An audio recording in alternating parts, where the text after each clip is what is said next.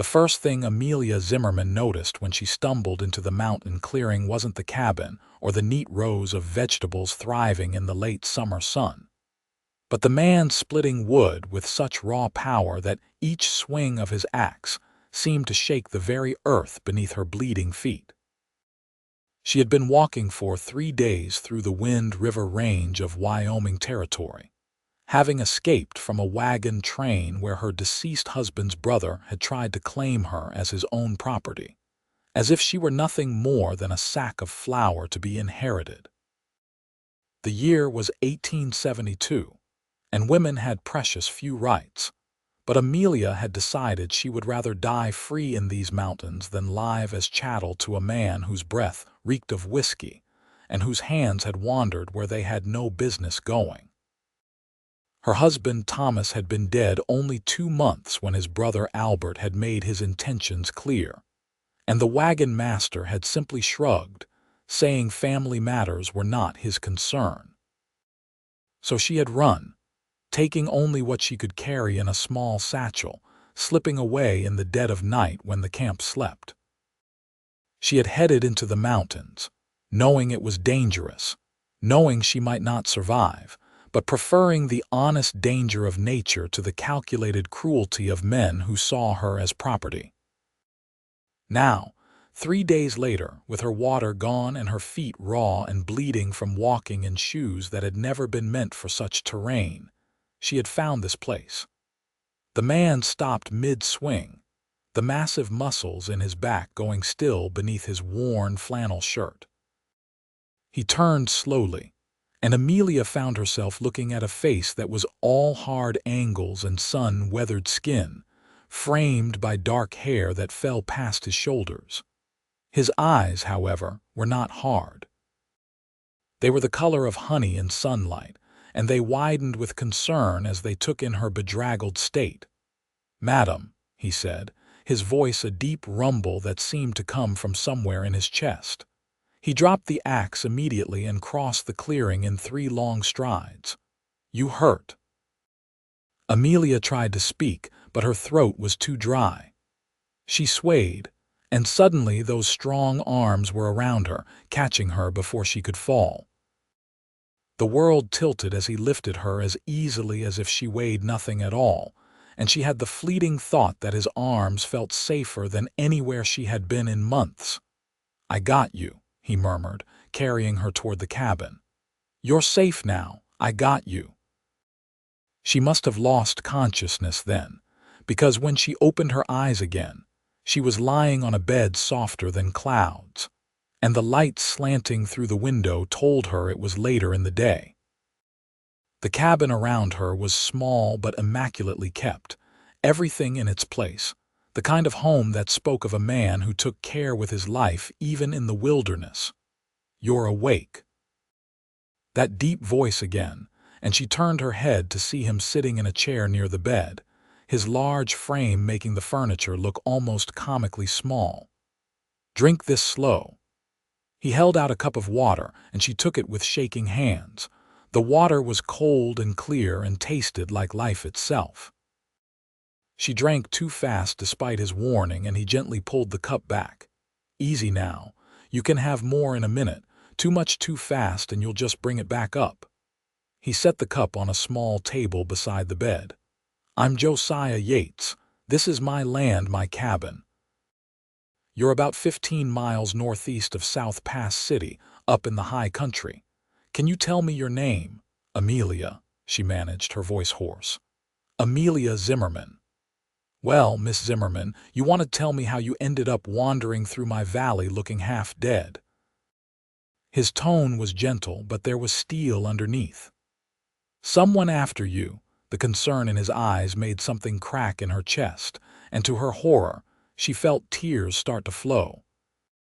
She had not cried once during her ordeal, had not allowed herself that weakness, but there was something about being safe, about being seen and treated like a person rather than property, that broke through all her carefully maintained walls.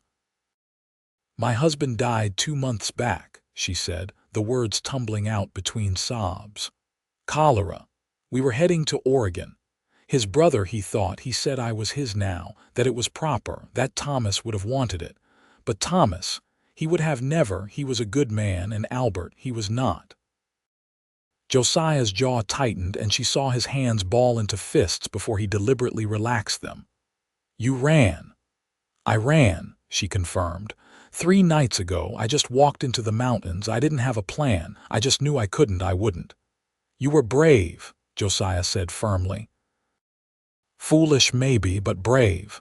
These mountains don't forgive mistakes, but you made it through them anyway." He stood, his head nearly brushing the cabin's ceiling. "You're safe here. I give you my word on that. No one's going to touch you, not without going through me first, and I don't intend to let anyone through." There was something in the way he said it that made her believe him absolutely. She had learned to read men in the 2 years of her marriage, to see the truth behind their words, and this man meant every syllable. "Thank you," she whispered. "Don't thank me yet. You haven't tasted my cooking." The small smile he gave her transformed his face, making him look younger, less severe. "You rest now. I'll fix something light for your stomach. You need to build your strength back up slow."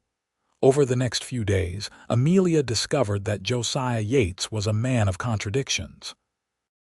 His hands were large and calloused, capable of splitting wood and skinning game with equal efficiency, yet they were gentle when they changed the bandages on her feet or brought her meals. He was a man of few words, but when he spoke, every word mattered. He kept his cabin neat as a pin, and she later learned he had built it himself, every log and beam, turning the wilderness into a home through sheer will and endless labor. He had been living up here for 5 years.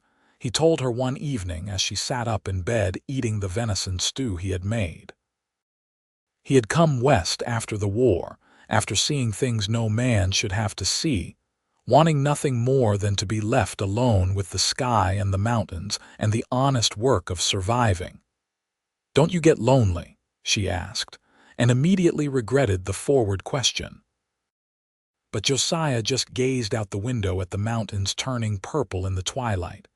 "Sometimes," he admitted, "but lonely up here is better than lonely in a crowd. At least up here, when you're alone, it's honest." He turned back to her. "What about you? What were you before all this?" "A teacher," she said, surprised at how long ago that life seemed. "In a little schoolhouse in Pennsylvania. My father was a minister.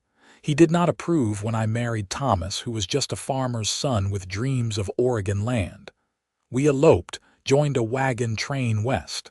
She stared down at her stew. "I thought we would have a lifetime together." "I'm sorry for your loss," Josiah said quietly. "Losing someone you love, there's no words for that kind of pain." "You sound like you know," she said softly. His face closed off for a moment, and she thought she had pushed too far. But then he spoke, his voice careful. "I was engaged once. Before the war. She didn't wait. Can't say I blame her.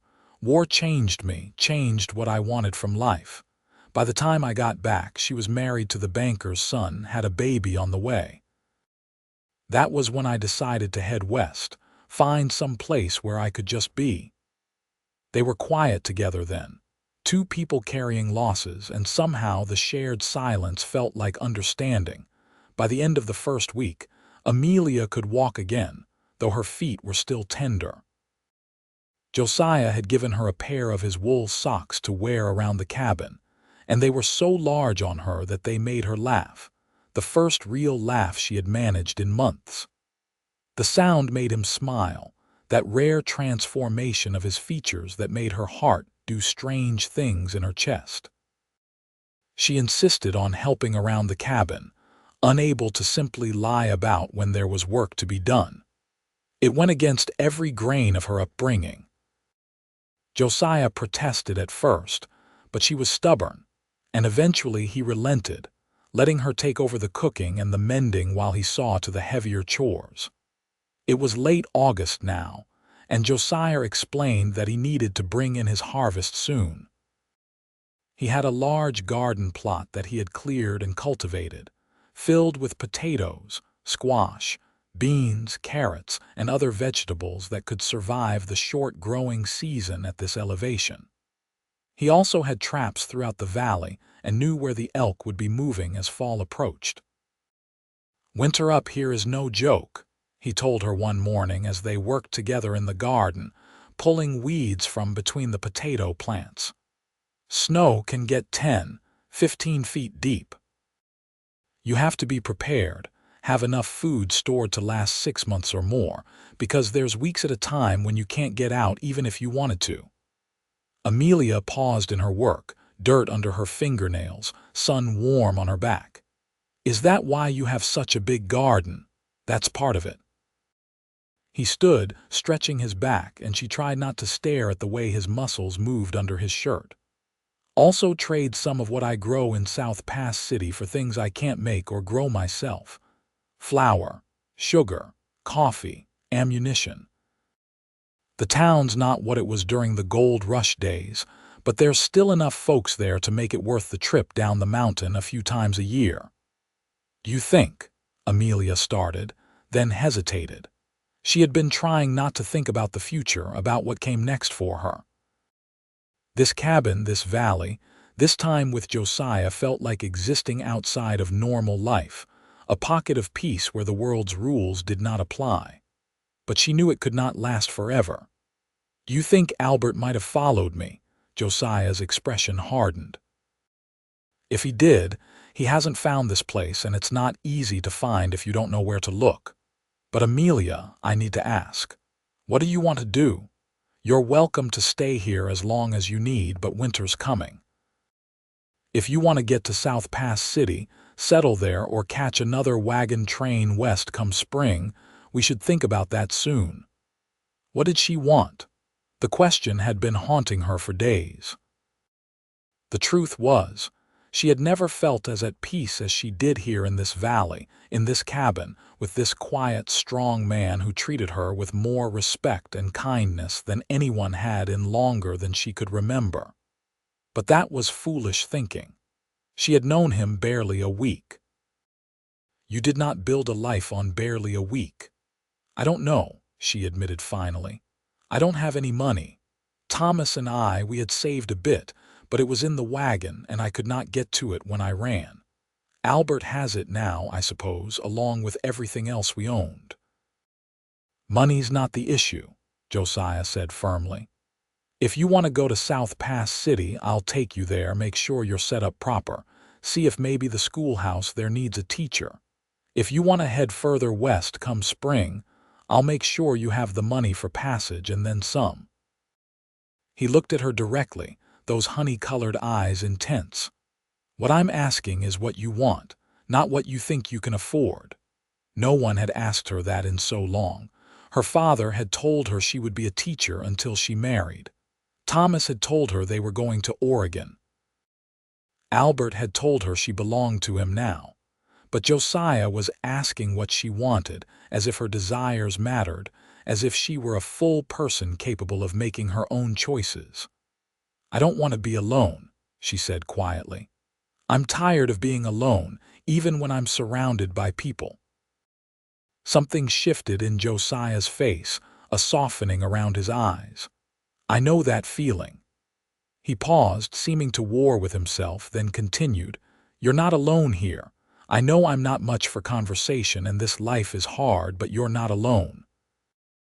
The moment stretched between them, full of things unsaid, and then a hawk cried overhead, breaking the spell. They went back to their work, but something had changed. Some acknowledgement had passed between them that neither was quite ready to name. The next weeks fell into a rhythm that felt as natural as breathing. Amelia would wake at dawn to find Josiah already up, stoking the fire, putting coffee on to boil. They would share a simple breakfast, then spend the day working on the endless tasks required to prepare for winter. The harvest was coming in strong, and every day they would gather more vegetables from the garden, clean them, and store them in the root cellar Josiah had dug into the hillside behind the cabin. The work was hard, harder than anything Amelia had done in her life, but it was satisfying in a way that teaching had never quite been. There was something deeply primal about pulling food from the earth, about knowing that your survival depended on the work of your own hands. And working beside Josiah, matching her rhythm to his, felt right in a way she could not explain. She learned he was an excellent hunter, watching from the cabin one morning as he brought down an elk at 200 yards with his rifle. He butchered it with efficient skill, wasting nothing, showing her how to cut the meat into strips for drying, how to render the fat for cooking, how to scrape the hide for tanning.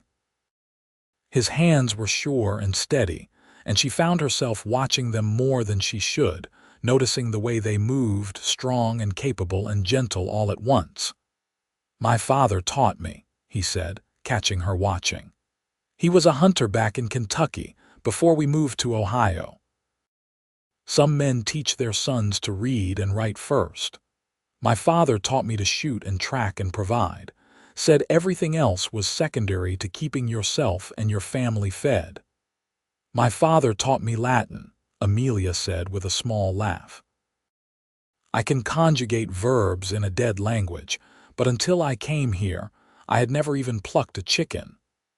"Different kinds of knowledge," Josiah said, not dismissing her education the way so many men would have. "World needs both kinds of people. Though I'll admit, up here, Latin doesn't help much when you're facing down a grizzly." "Have you ever faced down a grizzly?" she asked, not sure if she wanted to know the answer. "Twice." He said it simply, as a statement of fact. "Once when I first came up here and didn't know enough to keep my food stored proper. Once last spring when a mother with cubs decided my valley looked good to her. I didn't want to kill her, not with the cubs depending on her, so I made enough noise and fired enough shots into the air that she decided I wasn't worth the trouble. She moved on." Amelia tried to imagine this man, standing alone against a grizzly bear, and found she could picture it perfectly. There was something immovable about Josiah Yates, like the mountains themselves. She suspected that bear had been wise to move on. September arrived with a cold snap that reminded them both that time was not unlimited. The aspen trees began to turn gold on the mountainsides, and the nights grew cold enough that Josiah started keeping the fire going through the darkness. He had given Amelia his bed from the first night she arrived, insisting on sleeping on the floor near the hearth, despite her protests. Now, with the cold coming on, she protested again. "You'll freeze down there," she said one evening as they cleaned up after supper. "It's foolish, Josiah. The bed is large enough for 2 people to sleep without, we're both adults." He looked at her for a long moment, and she saw the conflict in his face. "Wouldn't be proper," he said finally. "Proper?" She heard her voice rise and tried to moderate it. "I'm a widow living alone with a man in the mountains. If we were worried about proper, that ship has sailed, sunk, and been forgotten." She crossed her arms. "I won't have you freezing on my account. If you won't share the bed, then I'll sleep on the floor." "You will not," he said firmly. "Then we're at an impasse." She matched his stubborn expression with one of her own. "I'm serious, Josiah. I'll wait until you're asleep and move to the floor." "Lord save me from stubborn women," he muttered, but she saw the smile tugging at his lips. "Fine, but I'm sleeping on top of the blankets. And you tell me right away if you're uncomfortable, and I'll go back to the floor." "Deal, deal," she agreed, trying to ignore the way her heart was racing at the thought of sleeping beside him.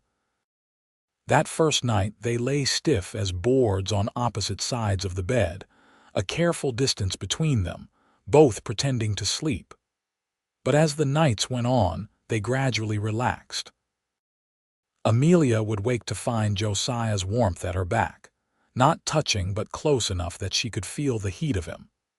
Sometimes she would wake in the deep cold of night to hear him stoking the fire, his movements quiet and sure, taking care of her even in sleep. One morning she woke before him, a rare occurrence, and allowed herself to simply look at him in the gray dawn light. Sleep softened the hard lines of his face, made him look younger, more vulnerable. His hair spread across the pillow, and she had to resist the urge to reach out and touch it, to see if it was as soft as it looked.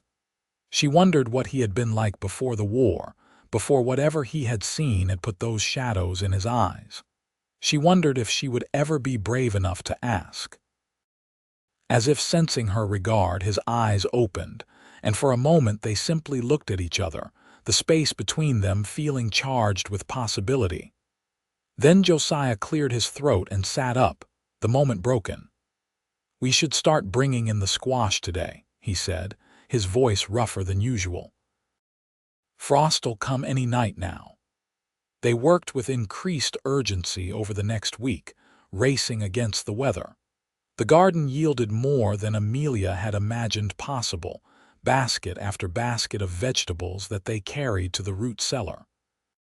Josiah showed her how he had designed it, dug deep into the hillside where the temperature would stay just above freezing all winter, the perfect environment for storing their harvest.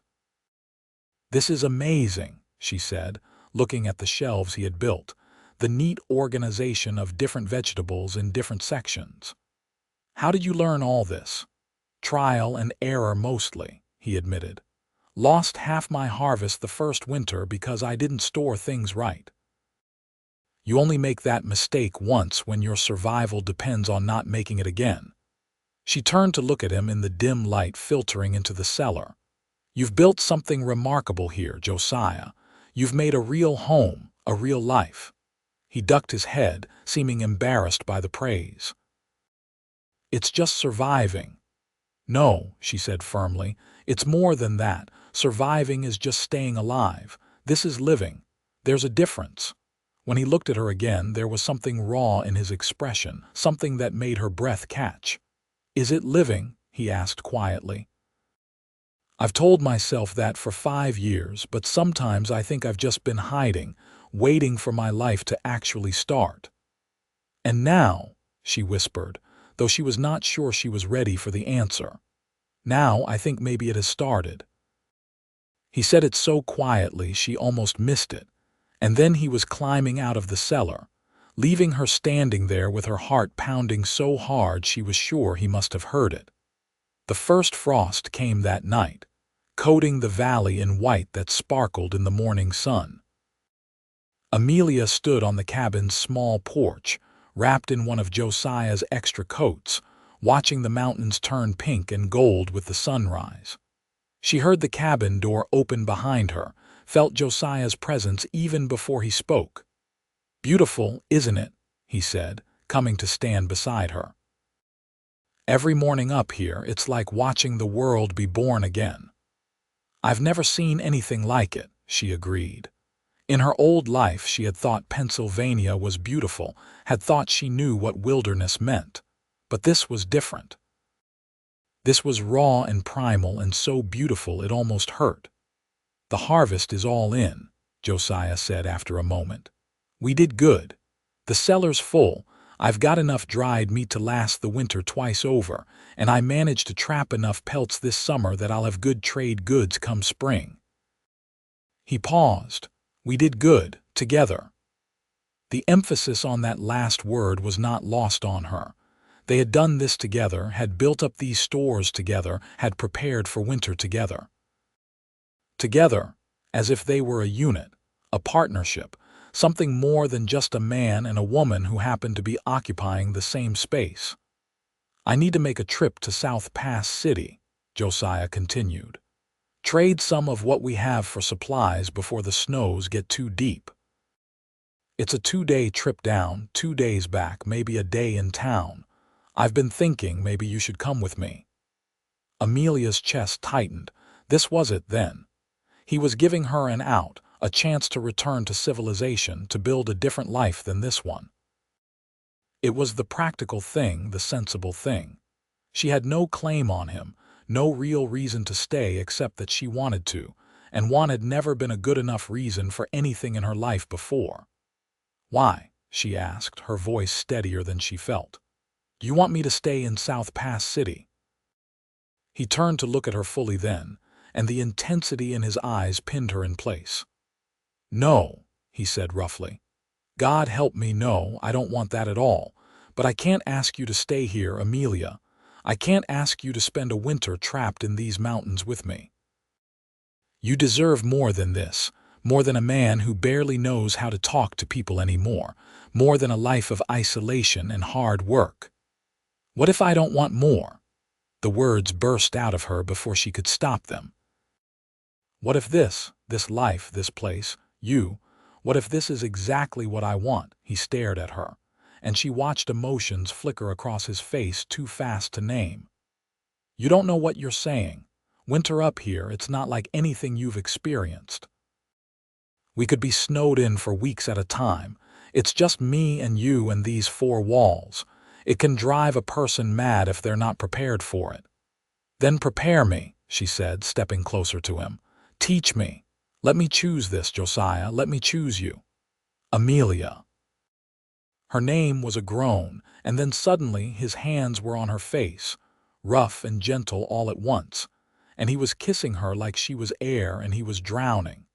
She had been kissed before, by Thomas on their wedding day, chaste kisses that spoke of duty and affection. This was nothing like that. This was fire and need and something desperate, like they were both trying to prove something neither knew how to say. His hands slid into her hair, and she grabbed the front of his shirt, pulling him closer, wanting to erase every inch of space between them.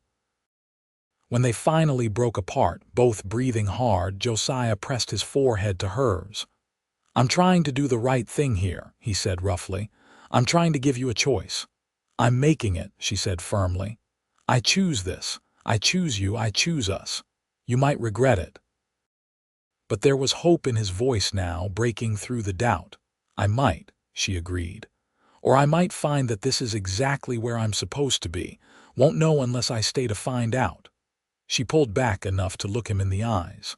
"I'm not afraid of hard work, Josiah. I'm not afraid of winter or isolation. The only thing I'm afraid of is leaving here, leaving you, and spending the rest of my life wondering what might have been." He kissed her again, softer this time, reverent, like she was something precious he was afraid to break. "Then stay," he whispered against her lips. "Stay with me, not just for the winter, stay." "Yes," she breathed, and the word felt like a vow. They still made the trip to South Pass City together a week later, riding double on Josiah's big bay gelding, a horse named Buck who was as sturdy and reliable as his owner. The ride down the mountain took them through terrain so beautiful that Amelia kept gasping, making Josiah smile. He told her the names of the peaks they could see, pointed out where the elk would be gathering for their rut, showed her the creek where he liked to fish in the summer. South Pass City, when they reached it, was a shadow of what it had been during the gold rush. Many buildings stood empty, windows broken, doors hanging off hinges. But there was still life there, still a general store and a saloon and a church, still people trying to scratch out a living in this hard land. At the general store, Josiah traded pelts and vegetables for flour, sugar, coffee, and other necessities. The storekeeper, a weathered man named Hiram who had known Josiah for years, raised his eyebrows at Amelia but was polite enough not to ask questions. When Josiah bought her a new pair of proper boots, thick wool socks, and a sturdy coat, the storekeeper's wife, a kind-faced woman named Martha, pulled Amelia aside. "You be careful up there, dear," she said quietly. "Josiah's a good man, best I've known, but that's a hard life he leads. Winter in these mountains is no joke." "I know," Amelia said, "but I'd rather face a hard winter with a good man than an easy one with a bad one." Martha studied her face, then nodded slowly. "You've got spine, you'll need it." She pressed something into Amelia's hand. "Take these. Herb seeds. They'll grow in a window box even in winter if you've got good light. Having something green and growing when the world's all white and frozen, it helps keep the darkness at bay. Amelia felt tears prick her eyes at the unexpected kindness. "Thank you. Come visit us in the spring," Martha said. "If you make it through the winter, and I expect you will, come down when the pass is clear. It's good to have women folk to talk to sometimes." That night, they stayed at the small boarding house in town, and Josiah got them 2 rooms proper and respectful. But after the landlady had gone to bed, Amelia slipped down the hall to Josiah's room and knocked softly. When he opened the door, surprise on his face, she simply took his hand. "I don't want to be alone tonight," she said quietly. "And before you say it, I know what I'm doing. I'm choosing this. I'm choosing you." He pulled her inside, closed the door gently behind her. "Amelia, if we do this, there's no going back." "I don't want to go back," she said. "I only want to go forward, with you." He kissed her then, and this time when they came together, it was with the knowledge that this was a choice they were both making, a commitment deeper than words. He was gentle with her, patient, taking his time even though she could feel the tension in his body, the restraint he was exercising. When they finally came together, skin to skin, heart to heart, it felt like coming home to a place she had never been but had always been searching for. Afterward, lying in his arms in the narrow bed, she traced the scars on his chest, marks from the war he never talked about. "Tell me," she said quietly. "Tell me what you saw that made you come here."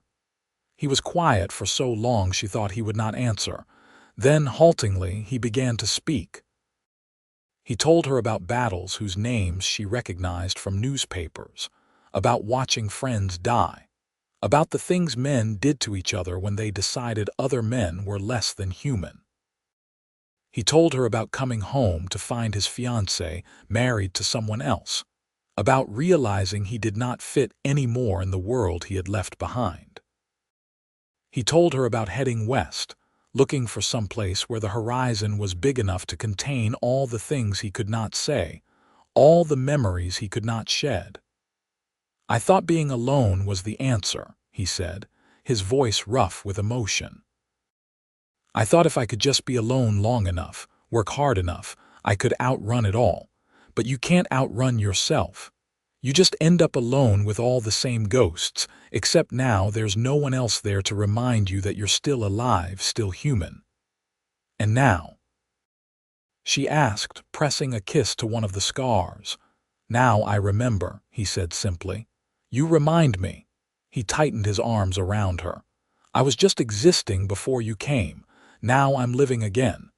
She fell asleep in his arms, safer than she had felt in years, maybe ever. The ride back up the mountain 2 days later was different from the ride down. They were different, the air between them charged with new intimacy, new promise. Josiah kept one arm wrapped around her waist as they rode, holding her secure against his chest, and she leaned back into his strength, marveling at how quickly this had become familiar, how quickly he had become essential. When they reached the cabin, it felt like coming home. Together they unpacked their supplies, working in comfortable synchronicity, and Amelia found herself smiling at the simple domesticity of it all. This was what she had always wanted without knowing how to name it.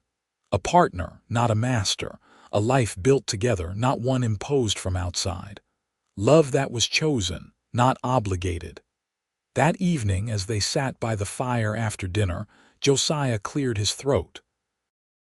"I've been thinking," he said, his voice gruff with nerves, "about what comes next, about how we do this proper." Amelia looked up from the mending in her lap. "What do you mean?"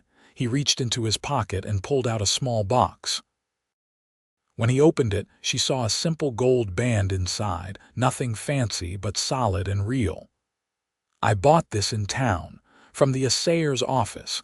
He makes rings sometimes from gold people bring in." He took a deep breath. "I know we've only known each other a little over a month. I know that's not long by most people's standards. but I also know that I want to spend every day I have left on this earth with you. I want to wake up next to you every morning and fall asleep with you every night. I want to face winters together and celebrate when spring comes. I want to build a life with you, a real life, not just surviving but living." He slid off his chair and knelt in front of her, and Amelia's breath caught in her throat. "Amelia Zimmerman, will you marry me? Will you be my wife, my partner, my love, for whatever time we're granted in this world?" Tears were streaming down her face, but she was smiling so wide it hurt. "Yes," she said, her voice breaking. "Yes, Josiah, of course, yes."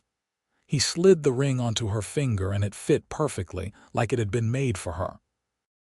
Then he was pulling her into his arms, kissing her, and she wrapped herself around him, this strong, gentle man who had saved her life and then given her a reason to live it. "We'll have to go back to South Pass City in the spring," he said when they finally broke apart. "Make it official with the minister, but as far as I'm concerned, you're my wife right now. This moment. Whatever comes, we face it together." "Together," she agreed and sealed it with another kiss.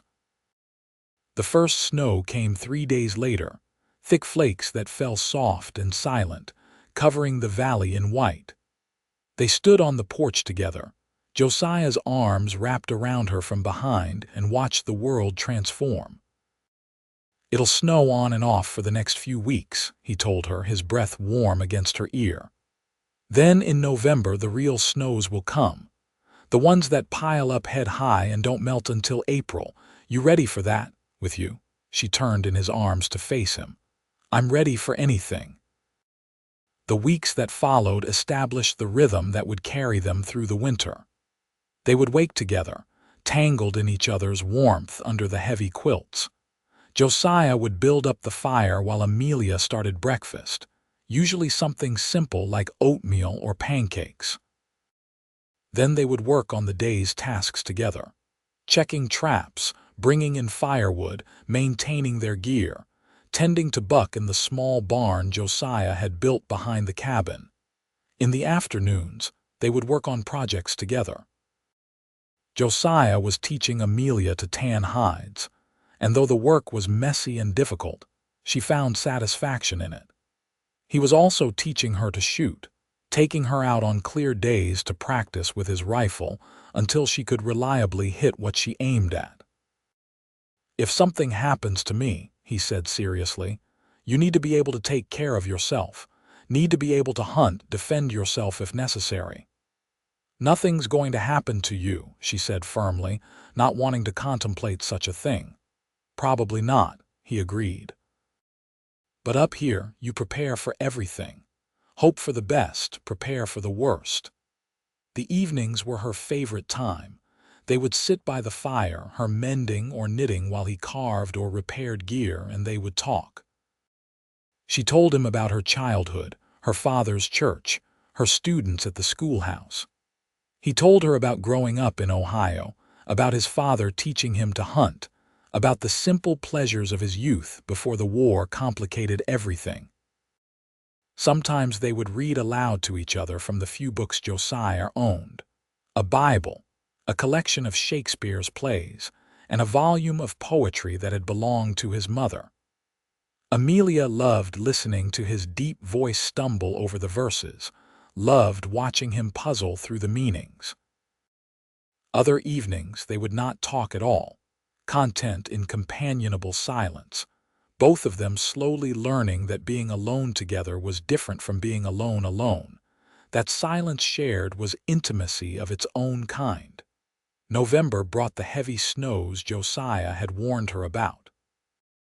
One morning they woke to find 3 feet of new snow had fallen overnight, and when Josiah opened the cabin door, they were faced with a wall of white that nearly reached the top of the door frame. "This is why we keep the shovel inside," he said with a grin, and proceeded to dig them out. The days grew shorter, the darkness pressing in from both sides. Sometimes they would only have 6 or 7 hours of true daylight, the sun appearing late and disappearing early behind the mountain peaks. But their cabin was warm and snug, and they had each other, and that made all the difference. One evening in late November, as the wind howled outside and snow battered the windows, Amelia sat at the small table making bread while Josiah sat nearby, working on carving a new handle for one of his knives. She paused in her kneading to watch him, his face serious in concentration, his large hands working with surprising delicacy. "I was thinking," she said, "about Thanksgiving." He looked up. "Thanksgiving, it's next week. I know we can't exactly have a feast, but I thought we could do something special to give thanks for all we have." She gestured around the cabin. "For all of this, for each other." His expression softened. "I'd like that. We can take one of the ducks I shot last week out of the cold store. I've got dried apples. You could make a pie. We can celebrate proper." "What do you have to be thankful for?" she asked softly. He set down his carving and came to her, pulling her into his arms, not caring about the flour that dusted her front. "You," he said simply. "I'm thankful for you. For the day you stumbled into my valley, half dead but too stubborn to quit. For every day since. For this winter we're facing together. For whatever future we're going to build. I'm thankful for you too," she whispered against his chest. "For your kindness, your strength. For the way you see me, really see me, not just as someone's wife or daughter or property, but as myself, as Amelia." "You're everything, Amelia," he said roughly. "You're everything I didn't know I needed." Thanksgiving Day dawned clear and brutally cold, the kind of cold where your breath froze in your lungs. But inside the cabin, with the fire roaring and good smells filling the air, it was warm and festive. Amelia had made bread and a pie with the dried apples, and Josiah had roasted the duck to perfection. They set the small table with Josiah's few dishes, and though it was nothing like the grand Thanksgivings Amelia remembered from her childhood, with tables laden with food and relatives gathered around, it was perfect in its simplicity. Before they ate, Josiah took both her hands in his. "Should we say grace?" She nodded, and together they bowed their heads. "Lord," Josiah began, his voice gruff with emotion, "we thank you for this food, for the harvest that was plentiful and abundant when it might not have been. We thank you for bringing Amelia safely to me, for giving me the privilege of sharing all of this with her. We thank you for this home, for our health, for the love we've found together." He paused, and when he spoke again, his voice was thick. "We thank you for second chances, for new beginnings, for the gift of hope when we thought we'd lost it. Amen." "Amen," Amelia echoed, tears in her eyes. They ate slowly, savoring every bite, talking and laughing, sharing memories of past Thanksgivings, dreams for future ones.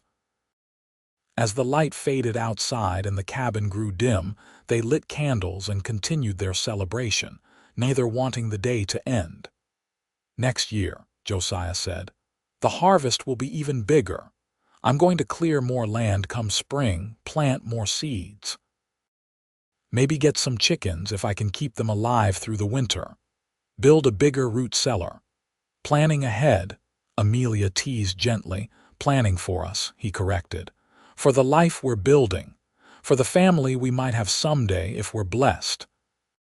The thought of children, of tiny people who would have Josiah's honey-colored eyes and her stubborn chin, made something warm bloom in Amelia's chest. "I'd like that," she said softly. "A family, children running through this valley, growing up wild and free and loved." "They'd be lucky," Josiah said, reaching across the table to take her hand. "To have you as their mother."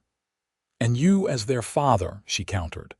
That night, as they lay together in the darkness, the wind singing outside, Josiah pulled her close. "This was a good day," he murmured into her hair. "One of the best I've ever had. We'll have more," she promised. "Years and years of them." December passed in a blur of snow and cold and the cozy intimacy of two people learning to be a unit.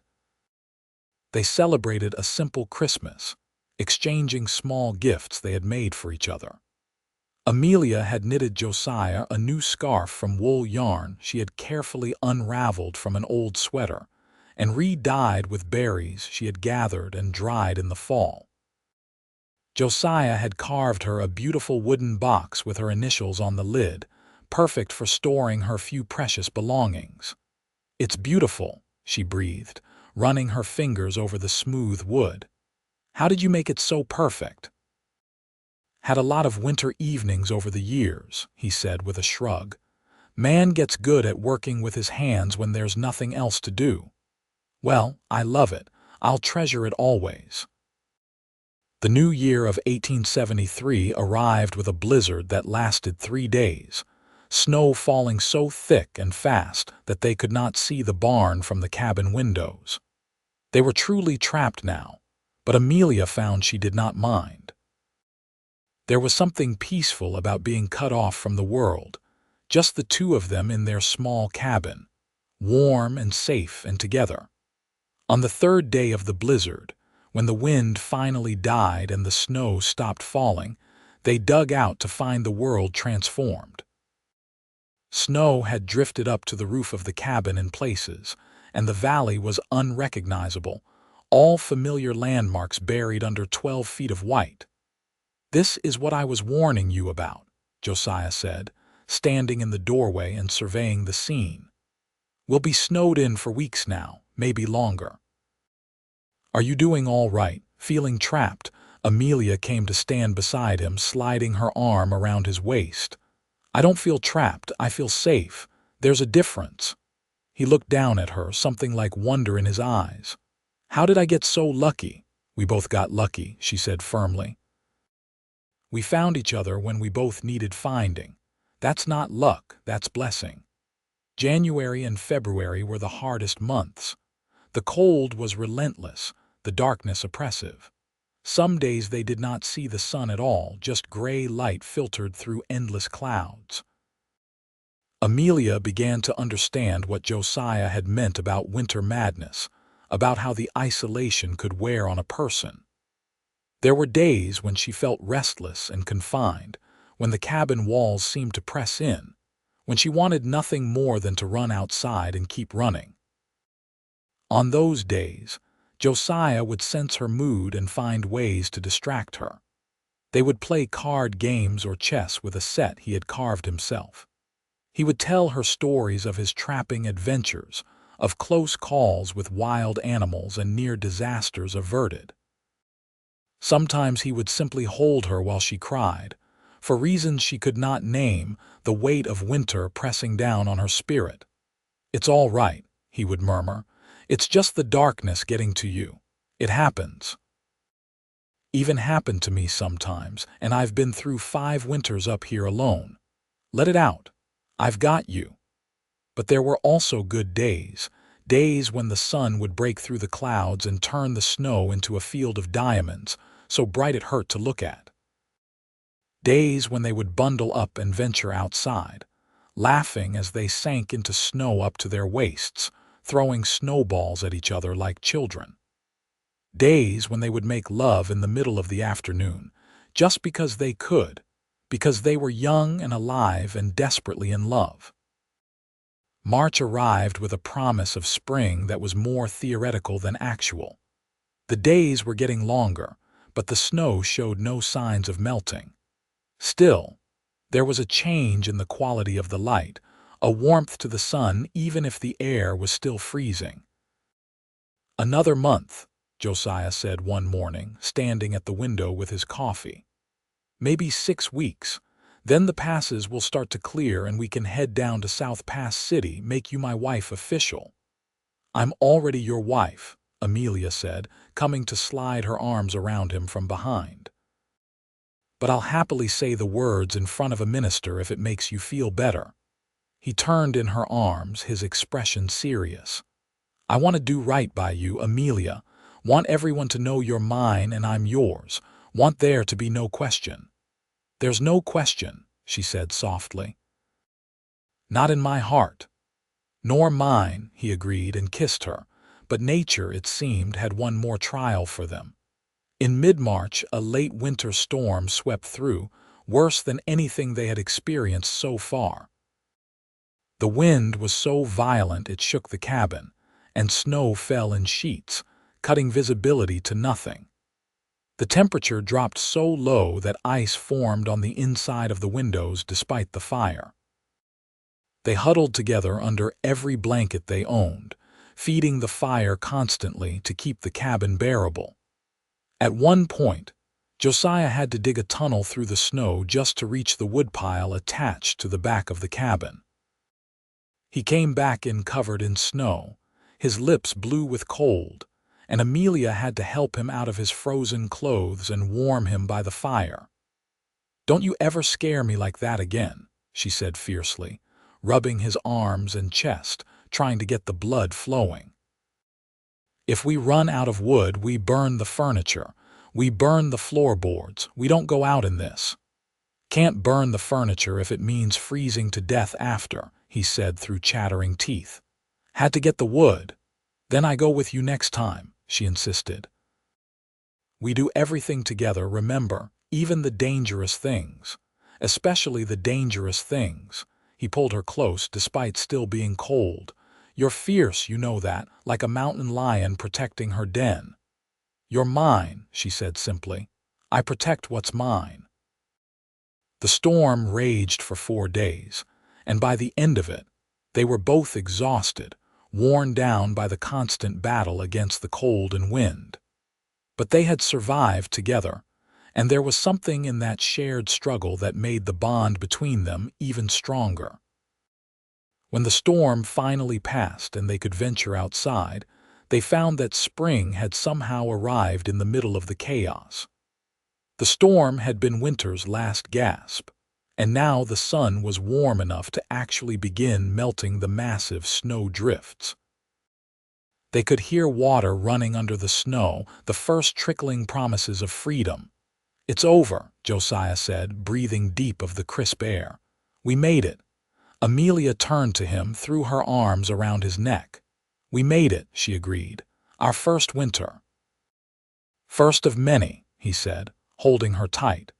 True spring arrived slowly over the next few weeks, the snow melting gradually, revealing the valley beneath. Every day brought new signs of life. Birds returning from their southern migrations, the first green shoots pushing through the wet earth, pussy willows budding along the creek. They emerged from the cabin like bears from hibernation, blinking in the bright sun, stretching muscles that had been confined for too long. There was work to be done, endless work. Cleaning out the barn, checking the fences, preparing the garden plot for planting. But it was joyful work, the work of spring and hope and new beginnings. One morning in mid-April, Josiah declared the pass would be clear enough to ride down to South Pass City. They packed carefully, bringing pelts to trade and preparing for a few days away from the cabin. Before they left, they stood together on the porch, looking at their valley in its spring glory. "I'm going to marry you today," Josiah said, taking her hand. "Going to make this official before God and man. You sure you're ready for that?" "Ready to be tied to a mountain hermit for the rest of your days." "I've been ready since the day I said yes," Amelia replied, squeezing his hand. "I'm yours, Josiah Yates, now and always. And I'm yours, Amelia, until my last breath." The ride down the mountain was like watching the world wake up. Everywhere they looked, life was returning. Deer grazing in meadows, elk with new calves, eagles soaring overhead. The aspen trees were beginning to bud, and wildflowers were starting to poke through the remaining patches of snow. South Pass City seemed almost bustling after the isolation of winter, even though its population had dwindled over the years. They went directly to the church, where the minister, a kindly old man named Reverend Thomas, agreed to marry them immediately. "Been wondering about you too," he said with a knowing smile. "Martha told me you'd spent the winter up in that valley together. Figured we'd see you come spring." They stood before him in the simple church, with Martha and Hiram as witnesses, and exchanged vows. When Josiah slipped the gold band on her finger for the second time, this time with official blessing, Amelia felt her heart swell with joy so intense it was almost painful. "I now pronounce you man and wife," Reverend Thomas said. "What God has joined together, let no man put asunder. You may kiss your bride, Josiah." He did, thoroughly, and Martha laughed and clapped while Hiram cleared his throat, embarrassed. They spent 2 days in South Pass City, buying supplies for the coming year and enjoying the novelty of being around other people. But both of them were eager to return to their valley, to their home. On the second evening, as they prepared to ride out in the morning, they stood outside the boarding house and looked up at the mountains. "Ready to go home, Mrs. Yates?" Josiah asked, and she loved the way he said it, loved hearing her new name. "More than ready, Mr. Yates," she replied. The ride back up was different from all the others. This time they were going home as husband and wife, bound together in every way that mattered. When they crested the ridge and saw their valley spread out below them, green and alive and beautiful, Amelia felt tears prick her eyes. "It's perfect," she breathed. "It's ours," Josiah said, and there was such satisfaction in his voice, such contentment. The summer passed in a blur of work and joy. The garden grew even better than the year before, the vegetables thriving under Amelia's careful tending. Josiah built her a chicken coop, and they acquired 6 hens from a settler who was heading back east, having given up on making a life in the territory. The chickens thrived, giving them fresh eggs and, Amelia had to admit, companionship of a sort. She named them all and talked to them while she gardened, which made Josiah smile every time he heard it. In July, Martha and Hiram made the long trip up to visit them, bringing news from town and trading goods. They stayed for 3 days, and Amelia loved having another woman to talk to, someone to share recipes and stories with. Before they left, Martha pulled her aside. "You look happy," she said, studying Amelia's face. "Truly happy. That mountain man of yours treats you well." "Better than I ever dreamed," Amelia said honestly. "I never knew marriage could be like this, could be a true partnership between equals. He sees me, Martha. He really sees me." "That's a rare gift," Martha said. "You hold on to him, and you come visit us more often. Don't let yourselves get too isolated up here." "We will," Amelia promised. August brought the harvest again, and this year Amelia knew what she was doing, could work alongside Josiah with the confidence of experience. Together they brought in potatoes, squash, carrots, turnips, onions, and beans, more than they could possibly eat themselves. The root cellar filled to bursting, and Josiah built an additional storage area in the barn for the overflow. "We'll trade some of this in town," he said, looking at their abundance with satisfaction. "But most of it's for us, for the family we're going to have." Amelia had been waiting for the right moment to tell him, and this seemed perfect. "About that," she said, trying to keep her voice casual, "we might want to save a little extra." He looked at her, puzzled. "Why's that?" "Because in about 6 months there's going to be 3 of us eating from these stores instead of 2. The understanding dawned slowly across his face, followed by pure joy. "You're certain?" "As certain as I can be. I've missed my courses twice now, and I've been sick in the mornings." She smiled at him. "We're going to have a baby, Josiah." He let out a whoop that probably scared every animal within a mile and swept her up in his arms, spinning her around despite her laughing protests. When he set her down, his hands were gentle on her face, his eyes suspiciously bright. "A baby," he breathed. "Our baby." "Amelia, I never let myself hope for this." "Well, hope for it now," she said, placing his hand on her still flat stomach. Because in February, give or take, you're going to be a father. That night, lying in bed with his hand resting protectively over her belly, Josiah spoke into the darkness. I'm going to build another room onto the cabin.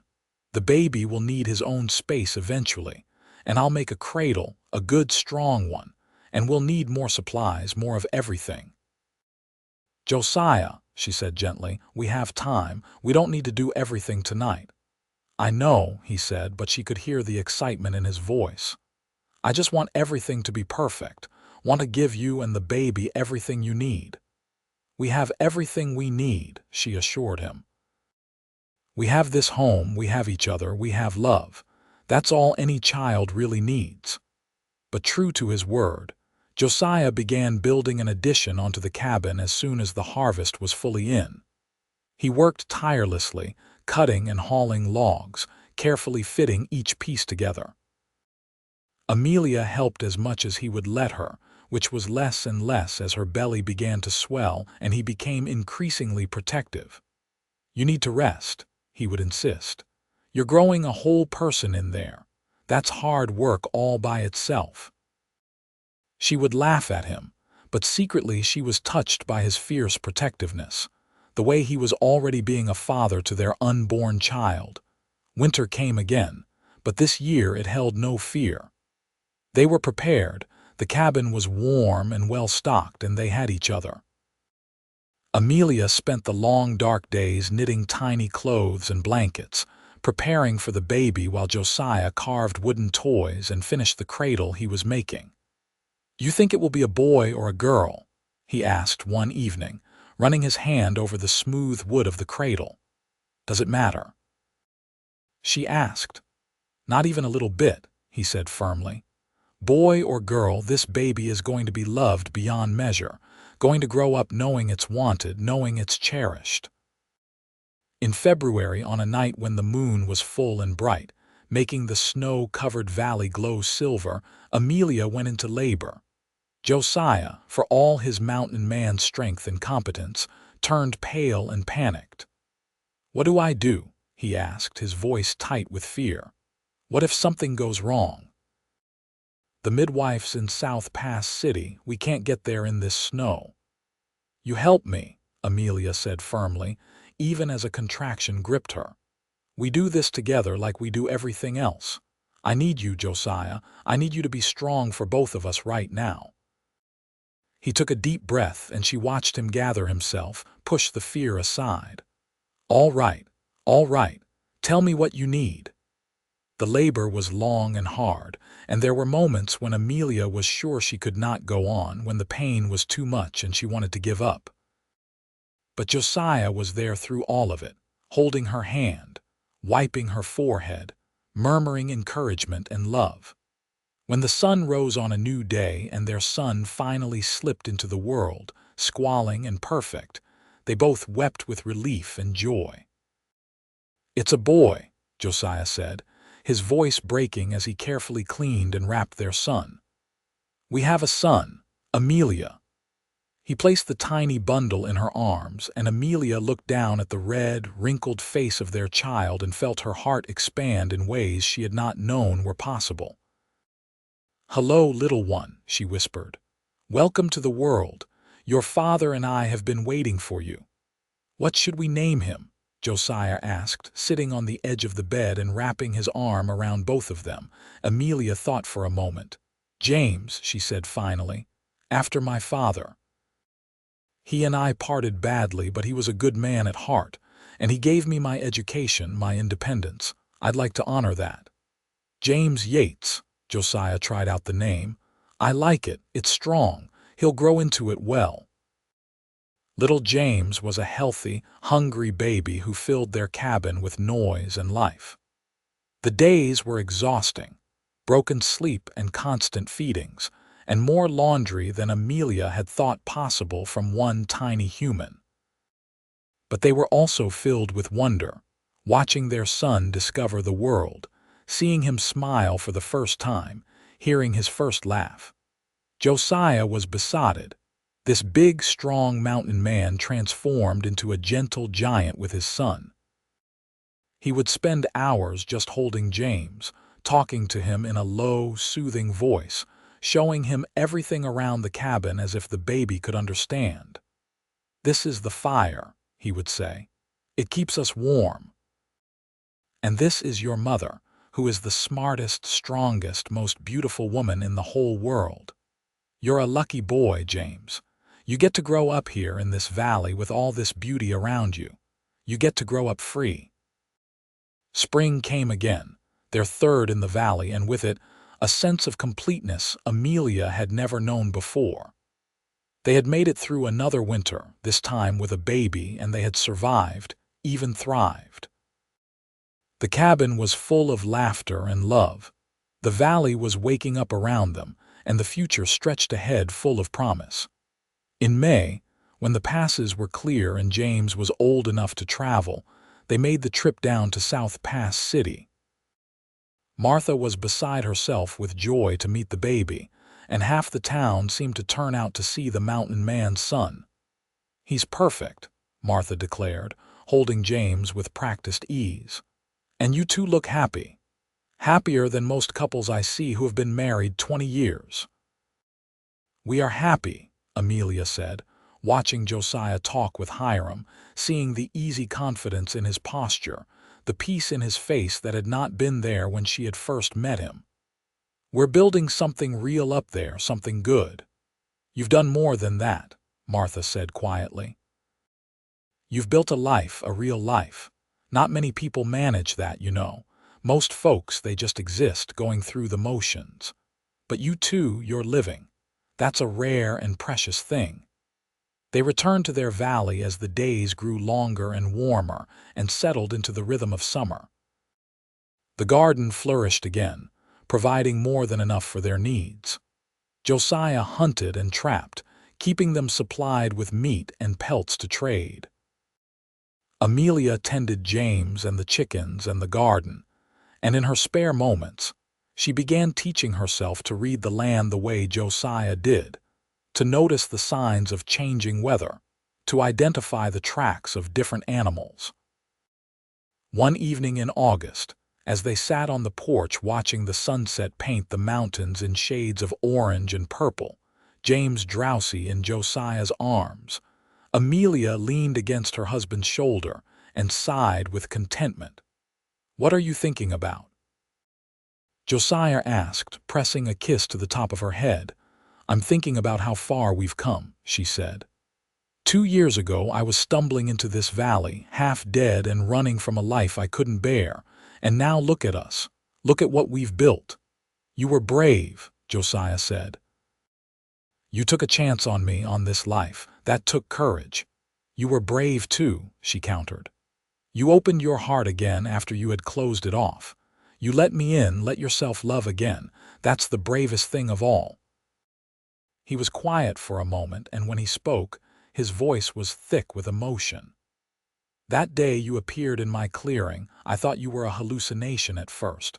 Thought maybe I had finally gone crazy from the isolation. But then you spoke, and you were real, and something in my chest just knew. Knew you were going to change everything." "I didn't feel very brave," Amelia admitted. "I was terrified." "Bravery is being terrified and doing it anyway," Josiah said. "That's what you did. You ran into the mountains with nothing, trusting that somehow you'd find a way to survive. And you did. And along the way, you saved me too." "I saved you," she pulled back to look at him. "You saved me." "We saved each other," he said firmly. "That's how this works. That's what love is, I think. Two people saving each other over and over every day." James stirred in his arms and let out a small sigh, and they both smiled, looking down at their son. He was growing so fast, changing every day, already so much more than the tiny newborn he had been. "Should we have more?" Josiah asked quietly. "More children? Or is one enough for you?"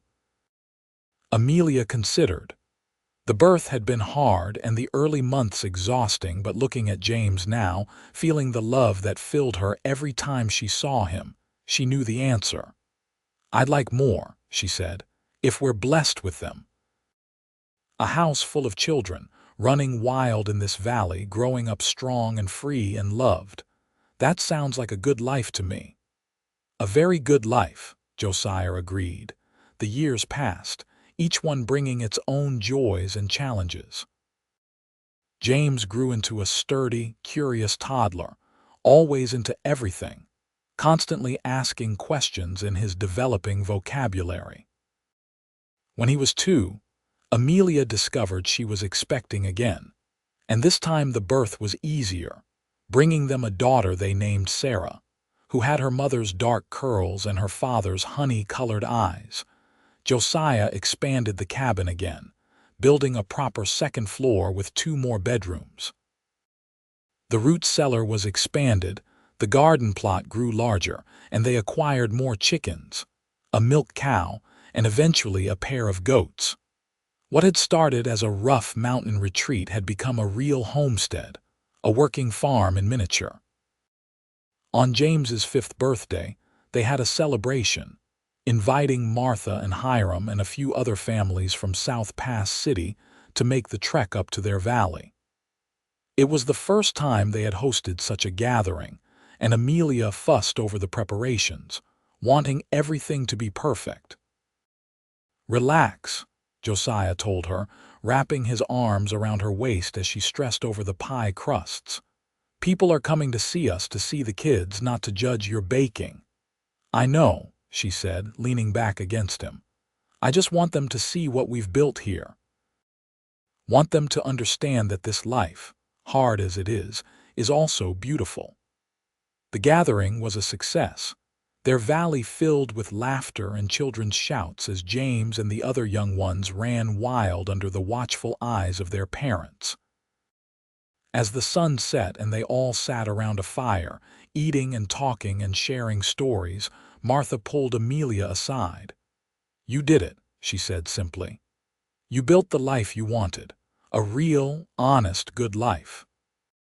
"We both did," Amelia said, looking over at Josiah, who was holding Sarah while James climbed all over him like he was a tree. "I couldn't have done any of this without him." "That's what partnership is," Martha said. "2 people building something together that neither could have built alone. You 2 have that. Hold on to it. Not everyone is so fortunate." When winter came again that year, their 5th in the valley, it held no fear. They were seasoned now, knew what to expect, were prepared for the isolation and the cold. James was old enough to understand that winter meant staying inside more, meant quiet days by the fire, meant helping Mama with indoor chores while Papa maintained the stock and kept them supplied with firewood. One February evening, as another snowstorm raged outside and the children slept upstairs in their warm beds, Josiah and Amelia sat by the fire together, her head on his shoulder, his arm around her waist. "You ever regret it?"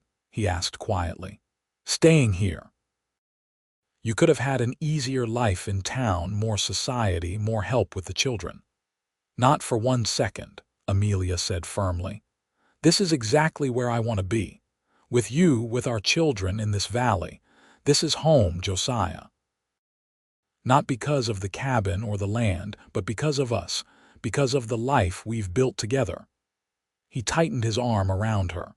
"I think about that first Thanksgiving sometimes," he said. "The way we celebrated, just the 2 of us, giving thanks for the harvest and for finding each other. I had no idea then how good life could get, how much there was still to be thankful for." "We should do that again," Amelia said. "This Thanksgiving. Invite Martha and Hiram, anyone from town who wants to make the trip. Share our abundance, give thanks together for all we have." "I'd like that," Josiah said. "Would like to share this life with others, show them what's possible when you're willing to work hard and love harder." They did exactly that the following autumn. Their harvest that year was the best yet. The garden and orchards they had planted producing more than they could possibly use themselves. On Thanksgiving Day, they hosted a feast, welcoming friends from South Pass City and even a few other homesteading families from the surrounding valleys. The cabin was packed with people, children running everywhere, the table laden with food. Josiah had shot a turkey and an elk, and there was fresh bread and butter, vegetables from their stores, pies made with preserved fruit. It was abundance in every sense of the word, the culmination of years of hard work and careful planning. Before they ate, Josiah stood at the head of the table, Amelia beside him, their children at their feet. "I want to say something," he began, and the room quieted. 6 years ago, I was living alone in these mountains, thinking that was all life had to offer me. Then this stubborn, brave woman stumbled into my valley, and everything changed. She taught me that surviving isn't the same as living, that isolation isn't the same as peace. He looked down at Amelia, love clear in his eyes. Together, we built this life. We worked the land, brought in the harvests, faced the winters. We had our children, expanded our home, created something real and lasting. And now we get to share it with all of you. He raised his glass. So I want to give thanks. For my wife, who is my partner in all things. For my children, who bring joy to every day. For this land, which provides for us so abundantly. For all of you, our friends, who have supported us and shared in our joys and sorrows. For second chances and new beginnings. For the harvest that has been plentiful and abundant, which we share with grateful hearts. For love, which makes all the hard work worthwhile. "Here, here," someone called, and everyone raised their glasses. As they ate and laughed and celebrated together, Amelia looked around the crowded cabin and felt her heart swell with gratitude. This was what she had been running toward that night she had fled into the mountains, even though she had not known it at the time. Not just safety or survival, but this. A life full of love and purpose, a partnership built on mutual respect and genuine affection, children growing up surrounded by beauty and security, friends gathered to share in their abundance. She caught Josiah's eye across the table, and he smiled at her, that rare, full smile that transformed his face and reminded her why she had fallen in love with him in the first place. He mouthed 3 words, "I love you." She mouthed them back, meaning them with every fiber of her being. The years continued to pass, each one building on the last. James and Sarah were joined by another son, Matthew, and then another daughter, Emma. The cabin expanded yet again, now a sprawling 2-story structure that bore little resemblance to the simple 1-room cabin Josiah had originally built. The garden became an orchard as well, apple and pear trees producing fruit in abundance. The livestock increased, and Josiah began trading not just pelts and vegetables, but also eggs, butter, and cheese that Amelia had learned to make. Their valley became known throughout the region as a place of hospitality and abundance. Travelers passing through would often stop, knowing they would be welcomed and fed. Josiah and Amelia developed a reputation for generosity, for being willing to share what they had with those in need. "We were given so much," Amelia would say when Josiah occasionally worried they were giving too much away. "We have an obligation to share it, to help others the way we were helped." As the children grew, Amelia taught them herself, using the skills she had developed as a schoolteacher to ensure they could read and write and cipher. Josiah taught them the ways of the land, how to hunt and trap and survive, passing on the knowledge his father had given him. Together, they raised their children to be strong, independent, and kind, to understand that hard work was necessary but love was essential. James grew into a young man who was the image of his father, tall and strong with the same quiet confidence. Sarah was quick-witted and fearless, always pushing boundaries, always asking why. Matthew was the gentle one, more interested in books and drawing than hunting, which Josiah encouraged rather than discouraged, understanding that each child was different. And Emma, the baby, was a perfect combination of all of them, with her father's strength and her mother's stubbornness and her siblings' various gifts.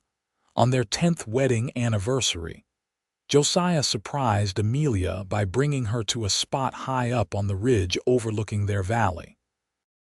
It was a clear summer day, and they could see for miles in every direction, their cabin and fields spread out below them like a map of the life they had built.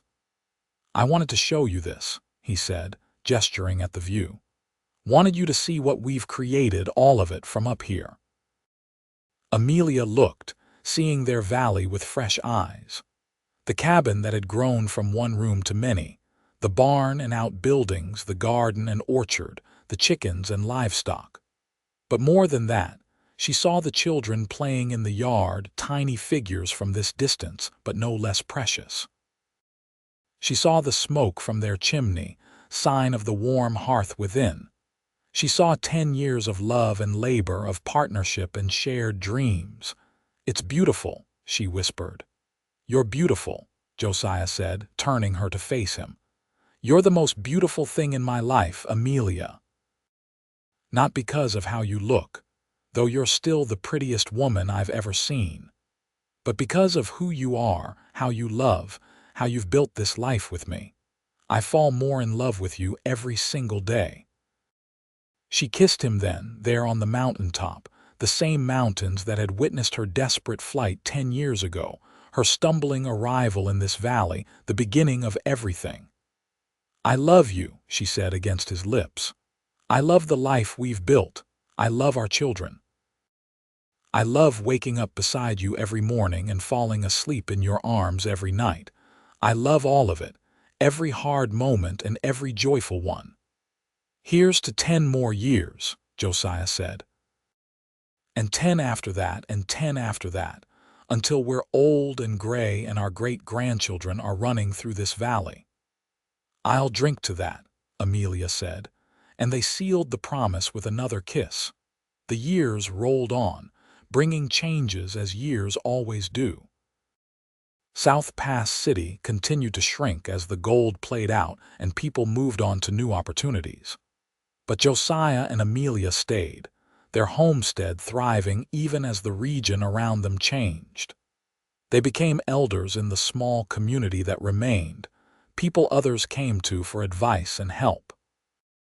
James grew up and married a girl from town, bringing her to live in the valley in a cabin he built himself under his father's watchful guidance. Sarah, to everyone's surprise, including her own, became a teacher in South Pass City, taking over the schoolhouse when the previous teacher retired. Matthew left to attend college in the East, the first of their family to do so, but he came back every summer, unable to stay away from the mountains for long. And Emma, in time, became a healer, learning herbs and medicine from an old woman in town and building a reputation for her skill. Through it all, Josiah and Amelia remained the center of it all, the rock on which the family was built. They aged together, gray creeping into their hair, lines appearing on their faces, but their love never dimmed. If anything, it grew stronger, tempered by time and trials, polished by years of choosing each other every single day. On their 25th anniversary, their children threw them a surprise celebration, filling the valley with family and friends, children and grandchildren running everywhere. As the sun set and they all gathered around a bonfire, James stood to make a toast. "To my parents," he said, raising his glass, "who taught us that love is a choice you make every day, who showed us that hard work and dedication can turn a wilderness into a home, who proved that two people, starting with nothing but determination and love, can build something that lasts." He looked at his parents, his voice thick with emotion. "You gave us roots and wings, security and freedom. You taught us to be strong and kind, to work hard and love harder. Everything I am, everything we all are, we owe to you." Amelia was crying openly now, and even Josiah's eyes were suspiciously bright. Sarah stood next, then Matthew, then Emma, each adding their own words of gratitude and love.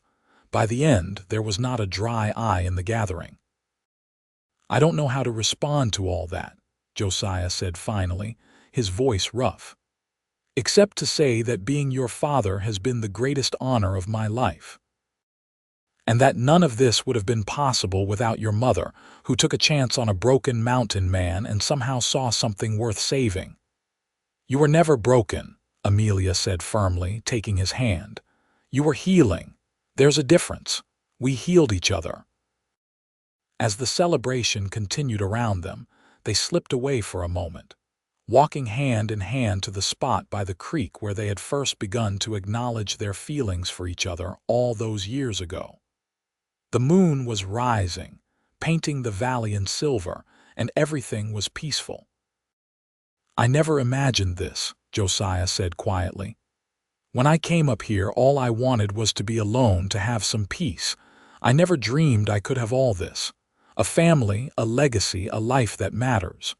"You made it possible," Amelia said. "By being willing to let me in, by being brave enough to love again, by working every day to build something better." "We made it possible," he corrected. "Together. The harvest was plentiful and abundant because we worked for it together. We shared everything, the burdens and the blessings. And we gave thanks every day for what we had, what we were building. And we'll keep giving thanks," Amelia said, "for whatever time we have left, for our children and grandchildren, for this valley that has been our home, for each other most of all." They stood there in the moonlight, two people who had found each other against all odds, who had built a life of meaning and purpose out of nothing but determination and love. Behind them, they could hear the sounds of celebration, their family and friends laughing and singing. Before them, the valley spread out in silvery beauty, testament to years of labor and love. "Come on," Josiah said finally. "We should get back to our party." "Our party," Amelia repeated with a smile.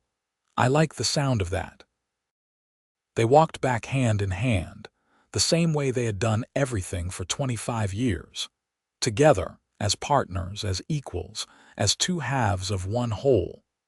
The years continued their inexorable march, bringing both joys and sorrows as years always do. They lost Martha and Hiram, grieving the friends who had been there from the beginning.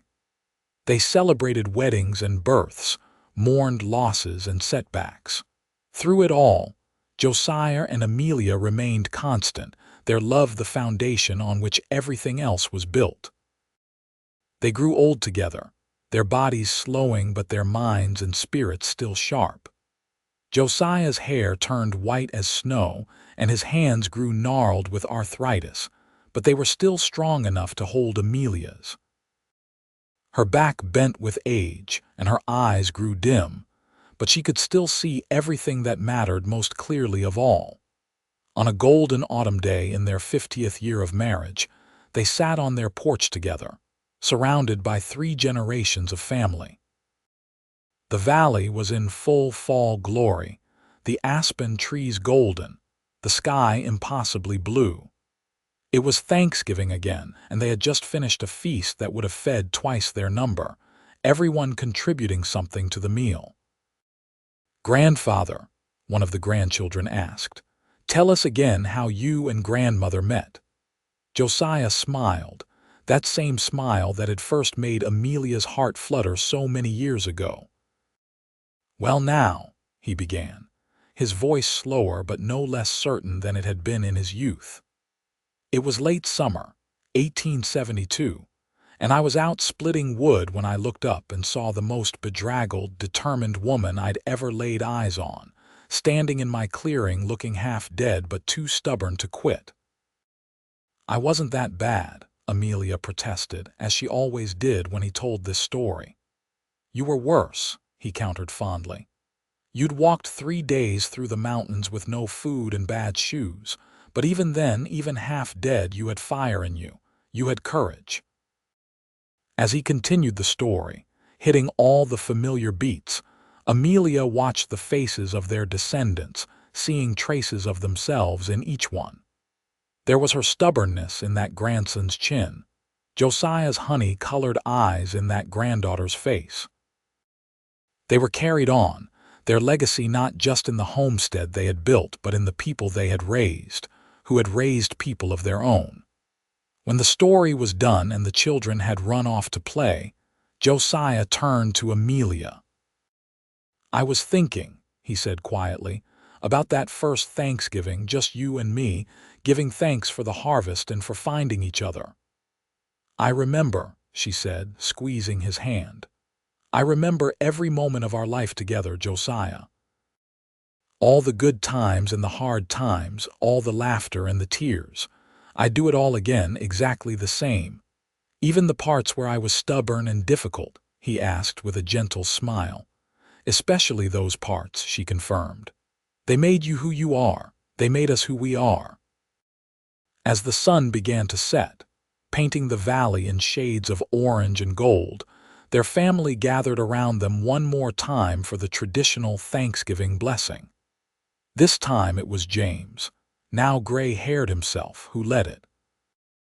"We give thanks," he began, "for this land that has provided for us so abundantly, for the harvests that have sustained us year after year, for the family that has grown from two people to encompass all of us gathered here today." He looked at his parents. "We give thanks most of all for the example you've set, for the love you've shown, for the life you've built that has been a foundation for all of us. You taught us that with hard work and love, anything is possible. That the greatest treasures aren't things but relationships, aren't possessions but experiences shared with those we love." "Amen," came the chorus of voices, young and old, all branches of the same tree. As darkness fell and the stars came out one by one, Josiah and Amelia sat together in the quiet after everyone had gone to bed. The valley was peaceful, the mountains dark silhouettes against the starlit sky. "It's been a good life," Josiah said softly. "The best life," Amelia agreed. "Full of love and purpose and meaning. Everything I never knew I wanted until I found it here with you." "The harvest was plentiful and abundant," Josiah said, echoing the words from that first Thanksgiving so long ago. "And we shared it all. Every bit of joy, every moment of sorrow, every hard-won success, and every failure we learned from. We shared it all together. And gave thanks," Amelia completed. "Every single day we gave thanks for what we had, what we were building. We never took it for granted." They sat in companionable silence, these two people who had started with nothing but determination and love, and built an empire of family and purpose. Behind them, the cabin that had grown from one room to many stood solid and warm, filled with sleeping descendants. Around them, the valley they had turned from wilderness to homestead spread out in moonlit beauty. And beside them and each other, they had found what every human heart seeks: to be seen, to be known, to be loved completely. "I love you, Amelia Yates," Josiah said, his voice steady despite his age. "From the moment you stumbled into my clearing to this very moment, and every moment in between. Loving you has been the defining work of my life, and I'd do it all again in a heartbeat." "And I love you, Josiah Yates," she replied, leaning her head on his shoulder. "You saved my life, but more than that, you gave me a life worth saving. You gave me partnership and passion, family and purpose. You gave me everything." They sat there together as the night deepened around them, two hearts beating in time, two lives so intertwined they were impossible to separate. They had faced everything together: mountains and winters, harvests and hardships, joys and sorrows. They had built something lasting, something real, something that would continue long after they were gone. And as the moon rose higher and the stars wheeled overhead in their ancient patterns, Josiah and Amelia gave thanks one more time for the abundant life they had shared, for the love that had sustained them, for the family they had created, for the valley that had been their home. They gave thanks together as they had done everything, and their gratitude rose up like a prayer into the clear mountain night, a testament to the enduring power of love and partnership, and two people who had chosen each other every single day for 50 beautiful years.